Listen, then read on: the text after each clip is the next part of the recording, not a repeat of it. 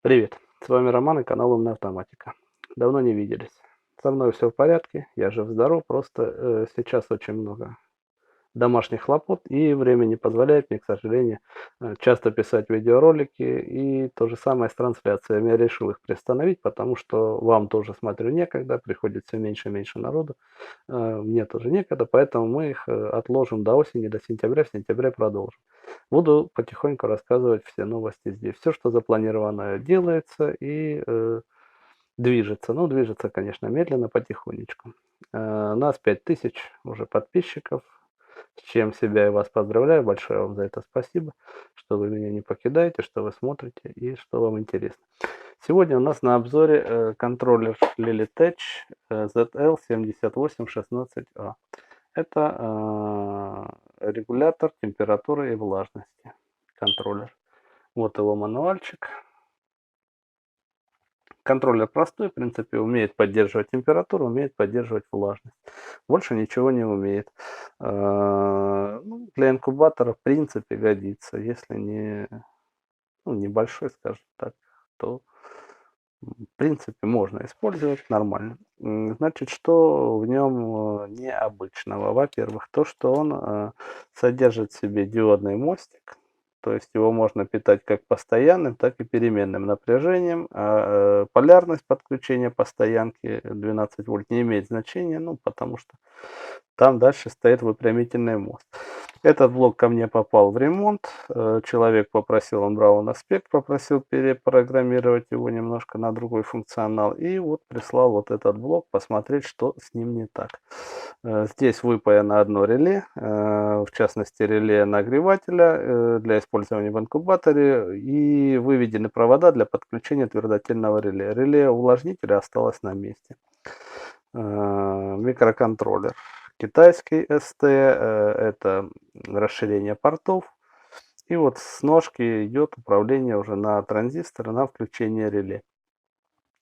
Стабилизатор обычный 7805, пищалка, ну, в общем-то, и все. Здесь кнопочки и две светодиодные матрицы, 7-сегментная, температура верхней и влажность нижней. Это контакты реле, это кнопочки управления. Кнопочки вот такие. Это set, переходим в режим настройки, кнопочкой вверх добавляем значение, кнопочкой вниз убираем. Опять же на S, если ее нажать, подержать 2 секунды, включится настройка. После этого переключаем в следующий режим. Режимы какие? Установка температуры включения, установка температуры выключения. Коррекция температуры можно подкорректировать. Установка влажности, включение, установка влажности отключения и коррекция влажности. Вот эти вот, ну, фактически 4 параметра плюс коррекция, они и позволяют настраивать этот прибор. Если поставить температуру включения ниже, чем выключение, он будет работать как нагреватель, то есть остыло, включилось. Если поставить температуру включения выше, чем выключение, он будет работать как охладитель. Но, к сожалению, у него диапазон рабочих температур от 0 до 80 градусов. Ниже 0 вы не поставите, поэтому с морозильными камерами его использовать нельзя. Ну вот с какими-нибудь там сушилками, да, там шкафами для вяления вполне можно. Что с ним было? Во-первых, сгорело 2 диода в диодном мосте, они были пробиты на короткодиодики, вот такие вот, наверное, 5-амперные. Что-то с ними случилось. И еще я вот здесь повесил светодиодик. Ну, это как вход твердотельного реле. У них там тоже светодиод стоит внутри. То есть, если здесь на проводах появляется напряжение, светодиодик загорается. Если исчезает, то он гаснет. Ну, то есть, твердотельное реле будет включать и выключать нагрузку обогревателя. Когда я его включил в работу, здесь появлялось 12 вольт при команде на включение реле. А вот когда реле было обесточено, да, как бы, ну, то есть должно было быть обесточено, здесь присутствовало 6 вольт, то есть половина напряжения питающего, и, соответственно, твердотельное реле в таком режиме бы не закрылось, оно продолжало быть включенным, потому что оно работает от 3 до 30 вольт на входе. Разобрался, здесь вот выгорел вот этот транзистор, он был тоже пробитый, база. коллектор, по-моему, переход был пробит, то есть, видимо, было короткое в этих проводах. Я заменил. Причем интересно, 6013 используется, AS6013 транзисторы, которые используются в усилителях B-класса, то есть это хорошие качественные предусилители с линейной характеристикой, для чего здесь стоят два таких транзистора. Для управления реле в ключевом режиме совершенно непонятно, ну, для чего-то их поставили. Я заменил их на обычные народные 2222 и, в общем-то, все работает. Теперь хочу коснуться еще датчика немножко. Датчик здесь SHT 20. Ну, это младший как бы в вот этой линейке SHT2X. Мы используем SHT21, он немного точнее, но в принципе они все братья. Они различаются только точностью измерения температуры и влажности. Но здесь трехпроводный интерфейс. Я очень удивился, потому что датчик I2C, у него должно быть два провода питания и SDA, SCL. То есть два провода для шины данных. Здесь же у нас используется всего три провода, и производитель обещает возможность удлинять этот провод до 50 метров. Мне стало интересно, любопытно, я разобрал, вот сам датчик, вот он, стоит на такой вот вертикальной плате, видите.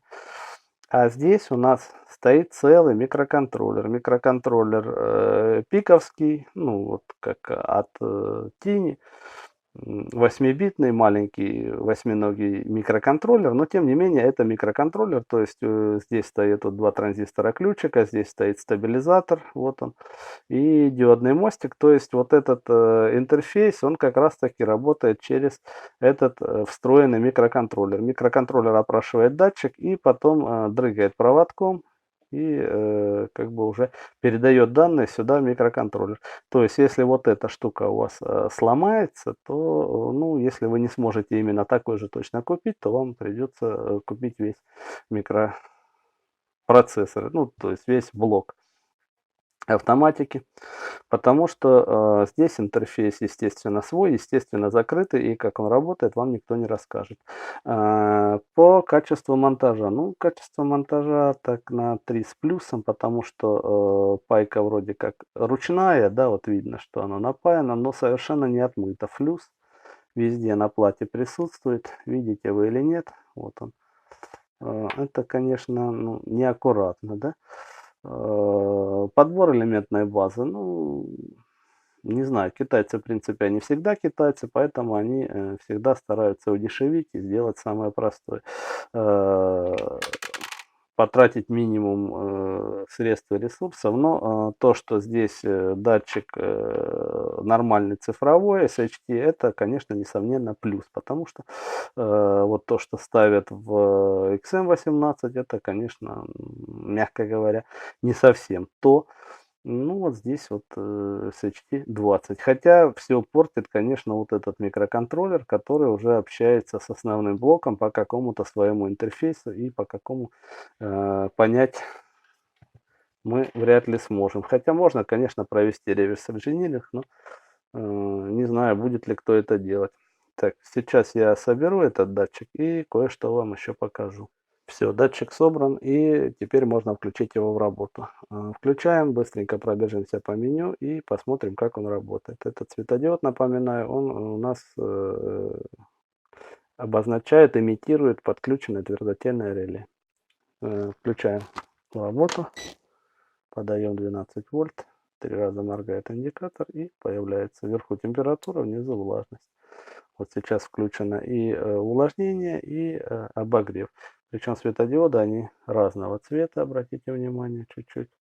И разной интенсивности свечения. Наверное, это специально сделано, может быть и нет.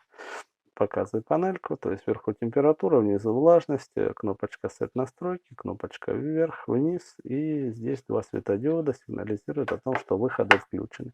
Здесь тоже красненький светодиод горит. Так, пробежимся быстро по меню. Нажимаем на кнопочку Set и держим 2 секунды. Переходим в режим настройки включения термостата 27,5. Кнопочками вверх-вниз можно перебирать их значения 27,6, 27,5. Еще раз нажимаем на Set, и это температура выключения термостата.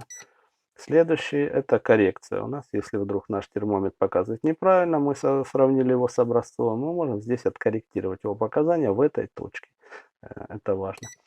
Дальше температура включения увлажнителя, температура выключения увлажнителя, то есть что-то, что управляется по влажности, и коррекция влажности. Все, вот и все настройки. Мы опять переходим в первый режим. Жмем, удерживаем 2 секунды Set и переходим в режим обычной работы. Температура 26,6 градусов, влажность 40%. Теперь смотрите, эксперимент. Беру просто в руку датчик. Я его даже не прижимаю, просто вот так свободно, легко держу. И следим за температуркой. Она сейчас будет у нас подниматься. Вот увлажнитель выключился, потому что влажность сработала первая, температура еще нет. И ждем, когда у нас будет 28,5 градусов. Видно, да, мою руку? Я его не прижимаю, просто держу в руке, то есть пытаюсь нагреть, добиться той температуры, при которой вот этот светодиод и тот светодиод погаснет. Вот на пальце видно отражение. 27,2, 27,3, 27,5. Температурка растет медленно, плавно, но растет. У нас, по-моему, 28,5 там стояло.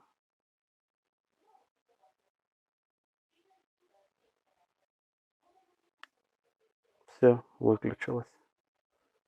Да, 28. 27,5 включение, 28 выключение. Все, я убираю руку и смотрите, следите за температурой. Да? Было 26,2, по-моему. И вот нужно ждать, ну, не меньше 5 минут, пока температура не вернется вот в исходное свое положение. Видите, 28,8, 28,9, она продолжает расти, хотя я уже давно не грею корпус. Моя температура, она не настолько высокая. Да, это, конечно, не совсем правильно, потому что нагреватель все-таки будет потоком воздуха нагревать, ну, смотря какая температура этого потока воздуха. То есть я показываю инерцию, да, вот 29, видите, он еще продолжает расти температура, то есть корпус, нагретый моей рукой корпус, продолжает греть внутри датчик. И этот датчик, видите, то есть нет никакого намека даже на снижение температуры, хотя здесь, конечно, в помещении прохладней. Здесь около 26 градусов, у нас сейчас показывает прибор 29, что, в общем-то, в принципе не соответствует действительности, да, это инерция. Он, конечно, вернется на свой нормальный режим, но вот видите, да, я не трогаю, я просто прикасаюсь к нему. 29,2, оно так и держится. И оно будет еще долго остывать. Я вот даже специально опускал вниз этот датчик и размахивал им под столом для того, чтобы быстрее остудить. Видите, 29, вот, пошло только вниз, 29,1. Ну, давай еще. Нет, видите, не торопится, не торопится совершенно он остывать. И вот эта инерция, она будет, да, 29,0. Она будет, конечно, сказываться на правильной работе инкубатора. Для каких-то других целей, там, для теплого пола, для погребов, для теплиц это не так важно, но в инкубаторе все-таки вот такой большой разброс, такой длинный, как бы сказать, период устаканивания, он, конечно, важен. Ну все, не буду дальше отнимать ваше время, потому что это еще будет долго, все это будет приходить в себя. Давайте на этом прервемся. Следующий ролик я хочу записать, рассказать о том, почему термометры в инкубаторах показывают все неправильную температуру. Подпишитесь обязательно на канал, поставьте лайк. Если есть какие-то вопросы, задавайте в комментариях обязательно. Ну и пока-пока, счастливо. И да, еще маленькое объявление. Мы останавливаем, сворачиваем выпуск логеров, потому что на той элементной базе это была пробная, как бы такая партия, просто посмотреть, как будет ли к ним интерес или нет. Интерес есть, и поэтому мы уже начинаем разрабатывать нормальный свой качественный логер на хорошей плате, на собственной плате с дисплеем на стойках, ну и так далее. То есть вот то, что мы сейчас паяем из сонов на проводах, это, конечно, все сопли. Вы не хуже меня это понимаете. Теперь все, пока-пока, счастливо и до встречи.